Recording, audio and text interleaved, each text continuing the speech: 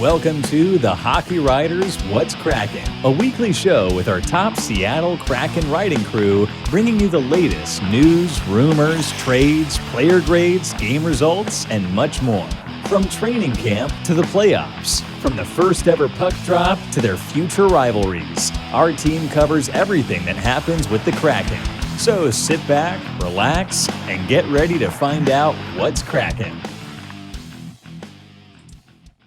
Welcome to the THW What's Kraken show, hosted by me, Tom Pepper, Sean Raggio, and Adam Kierszenblat. Presented by the Hockey Writers, we talk Seattle Kraken hockey every week on iHeartRadio, YouTube, and wherever you get your podcasts.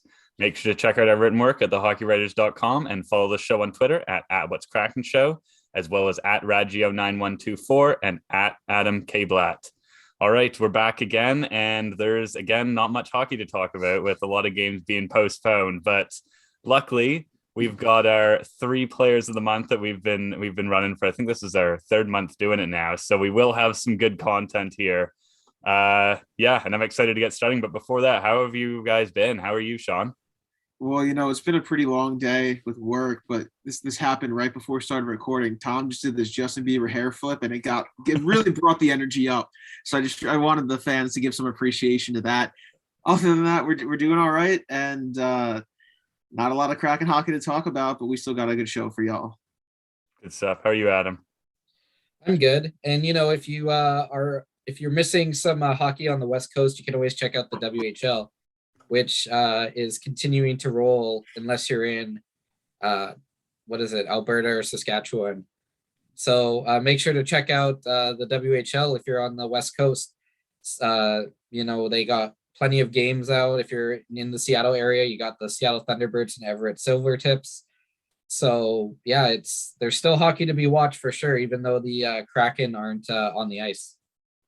Yeah, it's interesting times with all these games being postponed. But I mean, hey, it could be good for the Kraken. It could be bad with them having this break. But before we get into it, I guess I just got back from Quebec, so had a great family holiday with my aunt and uncle, my cousins, and now I'm back in Ontario and we're getting ready to lock down again. So it's bittersweet, I guess. I don't really know how to describe it, but I'm keeping myself busy. I've just started up the Hockey Writers podcast, which Adam was actually on the other day on Monday, and I'm sure Sean will be on there at some point soon.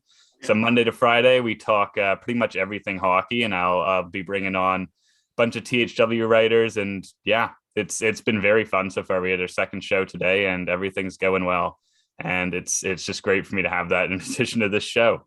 So we'll jump into it now. The Kraken, of course, we've got our 3 players of the month. The Kraken had a bit of a rocky December, 2-5-3 record. There were 4 games postponed, 25 goals for, 39 goals against.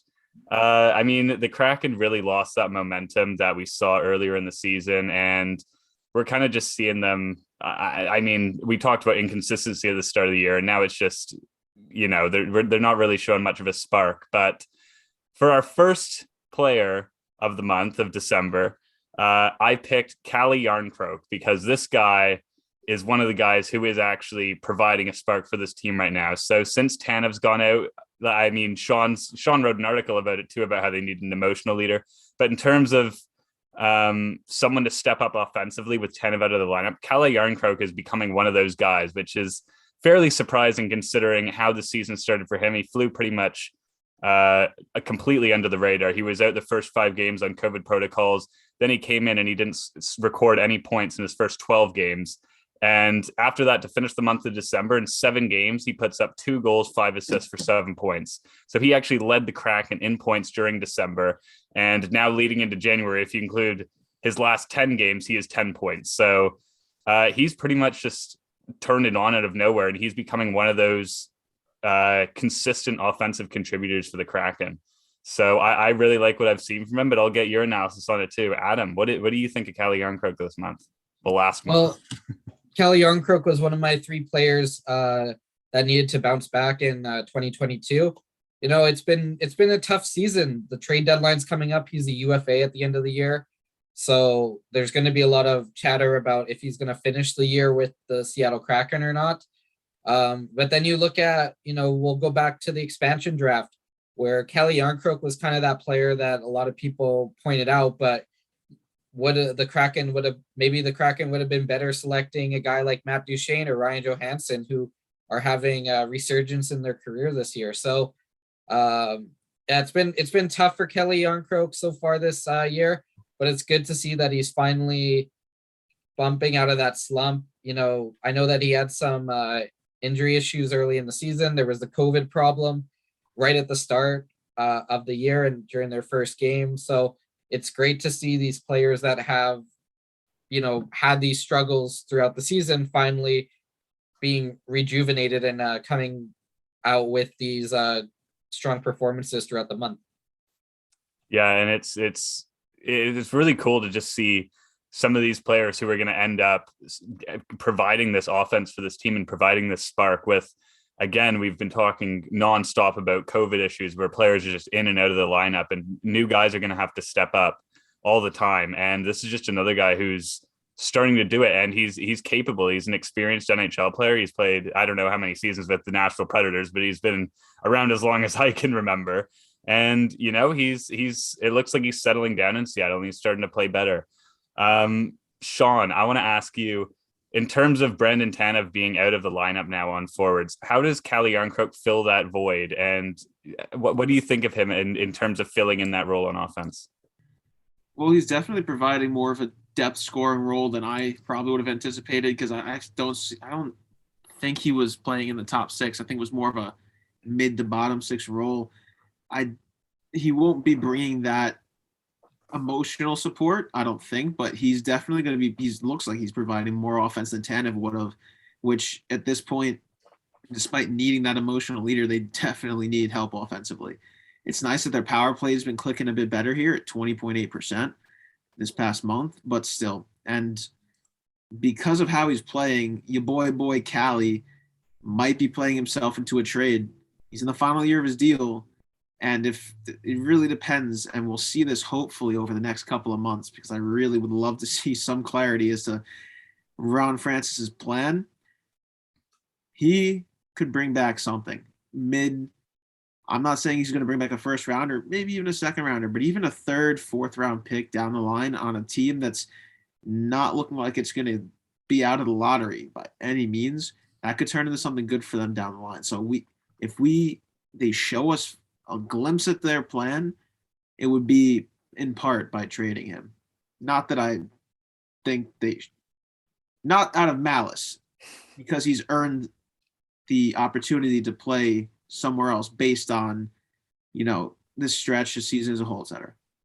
Mm-hmm. I think it's going to be really interesting as the trade deadline does approach, because there's quite a few guys who have expiring contracts, and the season's not going as, I mean, I don't know how anyone really expected it to go, but if you're looking at Vegas's season, their first season versus the Kraken's is it does not look like they're going to make the playoffs, so they could definitely be a seller at the deadline. And I mean, we kind of predicted that at the start of the season when we were doing these shows and talking about all these one-year deals they were bringing in and how these could be guys that could be traded for assets at the deadline, and how some of them could be people who are trying to earn a longer contract with the Kraken and go longer term, whether that's Calle Jarnkrok or guys like Ryan Donato is another one who I think has really stepped up, who's also only got 1 year left. So it'll be interesting to see how that happens. And Calle Jarnkrok, of course, is making a name for himself now. He was very quiet through the start of the season, and now he's stepping up and he's becoming one of those main offensive guys, which is really cool to see, because the Kraken need it if they want to stay competitive. So with that, we will wrap up our first star of December, Calle Jarnkrok. And Sean, do you want to take us into who our second star of December was? Yes, to quote our rundown, Lord Sean of the Raggio family. Thank you to Adam for that pleasantry. I almost went with Ryan Donato for this, as you mentioned, but my guy is someone who's playing like he has something to play for. And that seems almost obvious, but it doesn't seem like a lot of the more established lineup regulars are playing like they have much to play for, at least in my opinion. It's Will Borgen, who came into this season. I completely wrote him off as the eighth defenseman. I didn't even have him making the NHL team, to be completely honest with you. Hasn't gotten into a lot of games. He's played 5 this month in a limited role, but he's in those 5 games. It's still averaging 13.51 of ice, 9 hits and 6 blocks. He is a -4, but he's putting pucks on net with 7 shots. So he's definitely bringing some physicality, getting in the lanes, which is good, and he's still providing some offense. He's been very noticeable out there, in my opinion. And even his first, I think it was his first game, he had 5 blocks in that game. It wasn't in December, so that's out of the purview of why I chose him for this, but it just establishes a trend. And I definitely think that he could earn more of a permanent role on this team based on the play. And because, as I said before, I feel that he's playing more meaningful hockey than a team that's nearing the end of meaningful hockey for the season, if that makes sense. Yeah. I've been high on him since he came into the lineup. And again, limited role, but I think he's doing well in that role. Yeah, I really like Will Borgen's play. I mean, I covered him when he was with the Sabres last season. I believe he only got into 10 games, which were his first in the NHL. And then I got to see him score his first NHL point in Buffalo just 2 months ago now. And this is a guy that's really trying to earn his spot, like you mentioned. And it's cool to see players that are on that borderline, for example, like Hayden Fleury, because every game you're watching them, you're going to see their full effort and you're going to see them giving their all. And what I like about Borgen's game is that I find he plays with a lot of confidence. It doesn't look like he's out there making a lot of silly mistakes. It looks like he's fairly in control of what he's doing.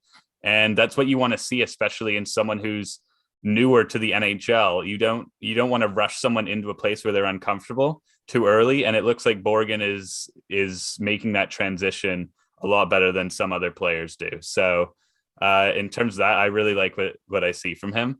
Sorry. Do you want to add something? Yeah, because he's a defenseman, he gets a little bit more opportunity than some of guys up front, like Alexander True or a Cole Lind, because there's only 6 defensemen rather than 12 forwards. So you're going to get, even in a limited role, at least 10, 11 minutes a game. And he averaged 13 and change there in the 5 games this past month. So even he does have a little bit of an edge in terms of those other, I'll call them bubble players, because Lind and True are at least going up and down between the AHL and the NHL. Mm-hmm. What are your thoughts on Will Borgen, Adam? Well, I like Will Borgen because he's a right shot defenseman, and the Kraken do not have right shot defensemen. Speaking of Hayden Fleury, his brother Cale Fleury is a right shot defenseman, which is kind of bizarre that, to me, it's bizarre that a set of brothers would be different handed, but that's a whole nother discussion there. But he's played well. The Kraken have put themselves in such a corner that Will Borgen is their number 2 right shot defenseman, which is not great, but he's playing like a number 2 right shot defenseman at the moment. So there's no negativity around Will Borgen, because it's like, if he has a good game, it's exceeding what is expected. But if he has a bad game, it's like, well, he's an 8th defenseman, so what did you expect? So he's really in this role where he can't lose based off of his play, but he's been excelling, and it's great to see that somebody is taking their role really seriously, trying to prove that they deserve to be in the NHL, because sometimes that's how players make it. We never hear about these players. They spend a lot of time in the minor league. Next thing you know, they're playing well. They find some chemistry with a playing partner, and they're an everyday NHLer. So I guess we'll see what the future holds for Will Borgen. But yeah, it's good. It's a good chance he's going to play quite a few games down the stretch, especially because of the weak right shot defenseman depth that the Kraken have. Good stuff. And I can hand it right back over to you, Adam, for our 3rd star. I mean, these are in no specific order. I keep referring them 1st, 2nd, and 3rd star. They're just our 3 stars of the month. But do you want to reveal the last but not least? Yeah, so for this, I was looking at all of the NHL players and the AHL players, and I couldn't really pinpoint one player that really stood out. So I went off of the board here and went with a Kraken prospect, and that is Ryker Evans of the Regina Pats. 2nd round pick this past season. out of Regina. In the 9 games he had during the month of December, he had 8 points and 15 shots on goal. So this is a defenseman that is really a mobile defenseman. He can drive offense, and he did this without the help of Connor Bedard and Stanislav Folsville, who are 2 players that were at the World Juniors. He has got 30 points in 31 games this season, which is third in the WHL. And a lot of people will look at his numbers and say, well, he's doing this because of Connor Bedard. But what we have to remember is that Bedard missed a lot of December. He missed a lot of last season, and Ryker Evans was over a point per game player last season. So he's a really exciting prospect to pay attention to. You know, his January 1st game didn't count in the numbers, but he had 8 shots on goal in that January 1st game. So that's a player that I'm very excited about. I've had the chance to talk to him in the past. He's really excited to be part of the Kraken organization, and he's more than just somebody who feeds Bedard and gets points. He drives the offense, that's for sure. Yes, he's going to have some increased numbers because he's playing with Connor Bedard, but don't be mistaken. Ryker Evans is one of the best defensemen in the WHL, and the Seattle Kraken were lucky enough to select him last year. Yeah, I love this pick. I love going off the board and picking one of the prospects. I think this is, I mean, I'm not an avid WHL follower, but I do know that Ryker Evans is an exciting prospect. And of course, he's going to add to the future of the Kraken's defense. He's probably the best defensive prospect the team has. And I mean, you mentioned playing with Connor Bedard and whether his stats are inflated with Connor Bedard. When you're playing in the major junior level, I don't pay attention too much about whether stats are inflated. I think it's just honestly probably very beneficial for his game, even if he is getting stats from Connor Bedard, to play with a player of Connor Bedard's caliber. That's got to translate very well into you developing as a player yourself and becoming an NHLer. As we've seen, Connor Bedard is a stellar player who's going to eventually one day hopefully be one of the top players in the NHL. So when Ryker Evans is getting that opportunity to put up stats and put up points with Connor Bedard playing along with him, that's a pretty cool thing to have for him as a young person. But yeah, everything you said, I think he's super exciting, and I'm looking forward to it. You got any words on Ryker Evans, Sean? Yeah, and even the Regina Pats as a whole, they're an interesting team. Aside from Evans, he leads the team in both points and assists. Bedard is second at 16 years old. Then third on the team with 25 points in 27 games is a 15-year-old Tanner Howe. So look out for him in a couple of years too. And now, Adam, you've covered followed the WHL more closely than I do. But to me, it just seems like their goaltending is what's really holding them back. Now, I'd want Ryker Evans to be getting that playoff experience. I'm pretty high on the kid. I'll be talking a little bit about, recapping what he did since the last prospect report and the one that should be coming out by the time this goes live, if not Thursday. Then I'm excited for him. I'm a little, I don't want to say concerned. He is 20 years old playing in the Dub right now, so he's on the older end. But I'm going to be very curious to see how he performs when he makes the jump to pro. And honestly, they only have a couple of defensemen signed long-term, the Kraken. So it could be very interesting to see come training camp if he can get a look, not just at, the AHL, but even making the NHL roster. Yeah, the Regina Pats are kind of in a little bit of a issue. We'll see if they do anything because the trade deadline is in a couple days for the WHL. Actually, it's they pushed it for a couple weeks, but former Vancouver Giants, somebody that I had the pleasure of covering for a year and talking to, Drew Sim, he's their backup at the moment. Matthew Keeper is their starter.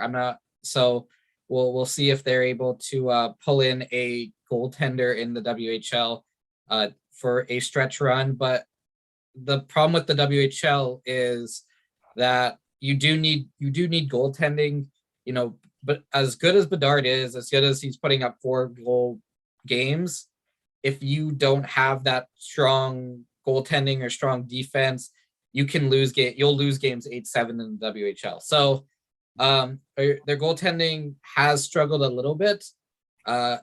their goaltenders are good. I'll put that out there. Their goaltenders are good. This is a team that, even though they do have Bedard and they have Ryker Evans, it's not the most deep team in the WHL, which does play a factor. A lot of games are high scoring, high shots on goal. So that also plays a factor into the goaltenders' statistics. But we'll see what they're able to do. The WHL is wide open. And remember, in the Eastern Conference, only only 4 teams don't make it. And then in the Western Conference, only 2 teams don't make it. So there's plenty of room. Right now, I think they're on the outside looking in, or just barely in the playoffs. So now that Bedard is back full time, now that Svizov is getting used to the WHL, this team is looking a little bit more dangerous down the stretch run.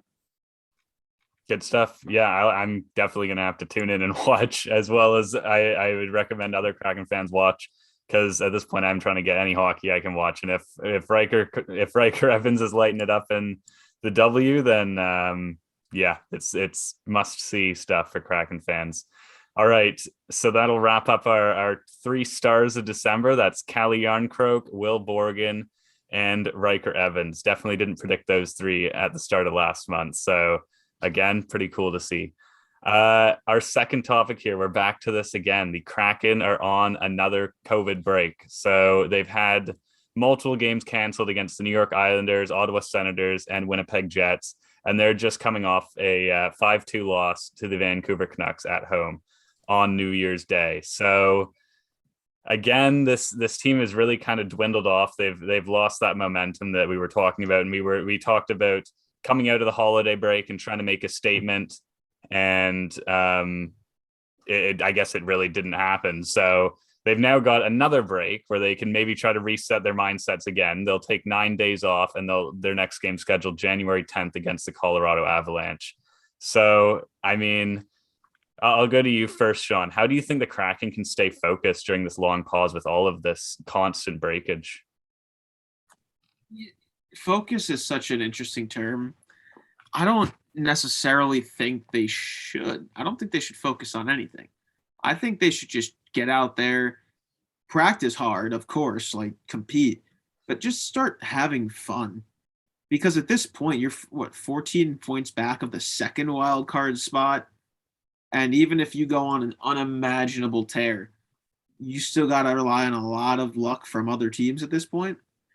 And they should just try and start having fun with it.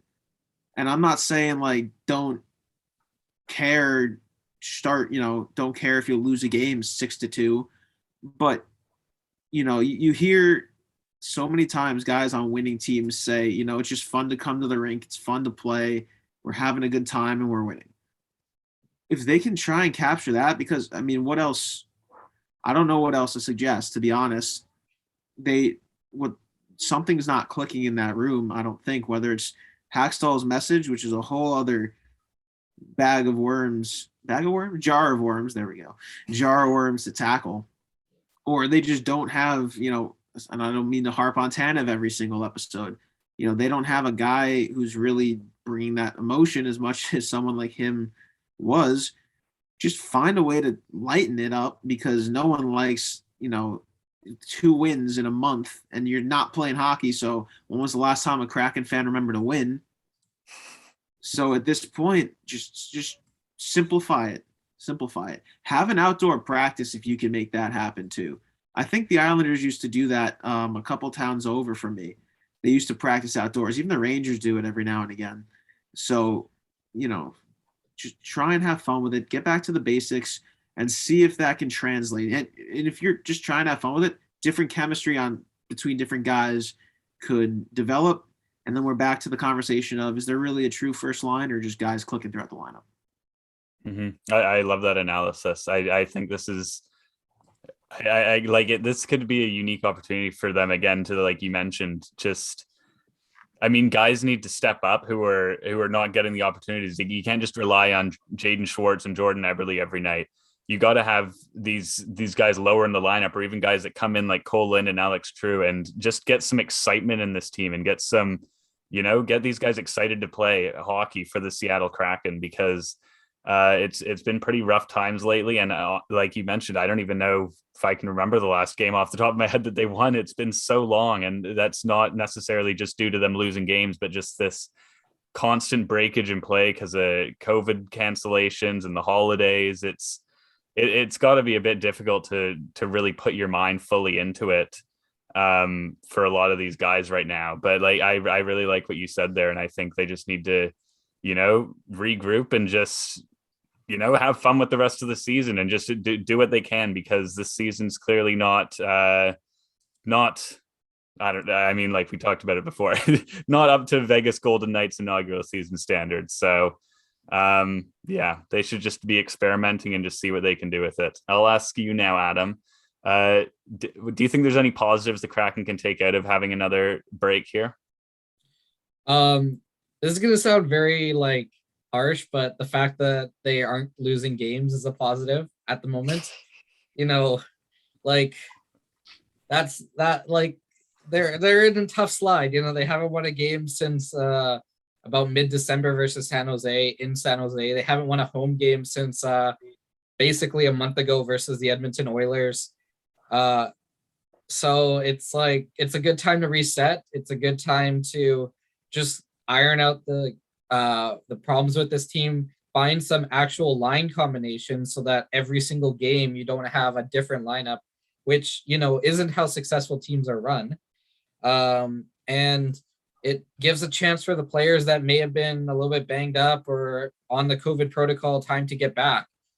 The big problem that I actually have with this break, besides the fact that it's the owners don't want to play in half arenas and they want to make as much money as possible, which is a whole nother thing, but is the fact that it's going to cause some issues when it comes to the trade deadline, because if the Kraken are considered sellers, which I think we can all agree they are, now is the time that you take advantage of that, because you don't want to be going down to the wire with a lot of these players and missing opportunities. We've seen it all over the league where, players don't get traded because the team started making calls too late. So the fact that there's no games and the fact that NHL GMs don't have anybody to watch at the moment for the Kraken is a little bit problematic, because you can't really tell what type of form they're going to be in. And then if they come out of this break and they're playing the same as before, because they've had all this time off, then what's that going to say about the player? Like, why would I invest, a first round pick or a prospect in Mark Giordano if he doesn't play well, or Calle Jarnkrok or Ryan Donato, Marcus Johansson? So this break is problematic when it comes to the future of the Kraken, but I think it's just good that they, get a break from hockey in a sense. Yeah, and hopefully this is the last long break they have to have this season, because it's definitely bumming me out, and it's probably bumming out a lot of other people who want to just watch this team play in their inaugural season, and it just keeps getting delayed. So hopefully everyone's staying safe from COVID, and everyone's healthy, and they can get back to playing regular hockey soon. So again, the next game they're scheduled to play is January 10th against Colorado. So that'll be 5 days from when you're listening to this. And hopefully we'll have more Kraken hockey to talk about on this podcast, because it feels like there hasn't been a ton the last couple of weeks. Do you want to add something, Sean? Yeah, and I mean, it's kind of interesting. We're talking about all the negatives in terms of hockey, of missing games due to COVID, but what if that game against the Canucks was postponed and that fan, Nadia Popovici, didn't notice the mole on the back of the Canucks assistant equipment manager's neck that he ended up getting removed because it was cancerous? Which is an incredible story. That was the mole, she noticed it at the home opener. Yeah, but they were able to reconnect today or at that game. But yeah, the fact that game was allowed to be played allowed us to see this moment that has gone viral across the world. Like, there are people in Australia, news stories in France. They were on CNN in the States. Like, this is a major story, to start off 2022. And yeah, they didn't play it. it probably wouldn't have occurred. And who knows if he would have gotten that, he being Brian Red, his name's Brian Red Hamilton. You know, who knows if he would have gotten it checked, and God forbid what could have happened. It's just, you know, it's a fantastic story. It's scary to think, to no one's fault, you know, COVID's happening and these games getting postponed. It's just a whole other factor, you know, just something just struck my mind. Yeah. Well, yeah, if you have not looked up the the story about that, it is definitely a good read. Mm-hmm. And it's interesting how this Kraken Canucks rivalry is kind of started off here, because it's almost, there's really not enough hate in this rivalry. It's more love right now. So we'll see if that changes in the future. But yeah, that was a really cool story, and I love to see that. All right, before we wrap things up, I just wanted to give a quick I mean, I don't even know what I'm trying to say here. Climate Pledge Arena is hosting a WHL game on February 26th. The Seattle Thunderbirds are hosting the Everett Silvertips. So this is going to be really cool. There's going to be major junior hockey in the new Climate Pledge Arena. I believe before the renovation, I think the last time I read that there was a WHL game in there was 2008. So this is going to be really cool to see. And I'm definitely, if I can find a stream for it, I'll be watching it. They're calling it the Battle of the Sound. So that's definitely something that I will be checking out, and I recommend you check out too. And they're doing a Ronald McDonald House charity game. So they're going to be raising money. The 2020 tournament, they raised $200,000. So for a good cause, and it should be fun to watch. So with that, do you guys have any final words? Happy New Year. Happy New Year. Thank you for the past year, Hockey Writers faithful, and we look forward to a great new year of hockey coverage, and stick with us. It's going to be a good time. Yeah, I like it. All right, we'll wrap it up then. Thank you for tuning into this week's episode of THW What's Kraken. We hope you enjoyed the show, and look forward to next week as we'll be breaking down any Seattle Kraken news and rumors that come up over the next few days. Again, make sure to check out our written work at thehockeywriters.com and follow the show on Twitter at What's Kraken Show, as well as at Raggio9124 and at Adam Kierszenblat. From Tom, Sean, and Adam, this has been THW What's Kraken.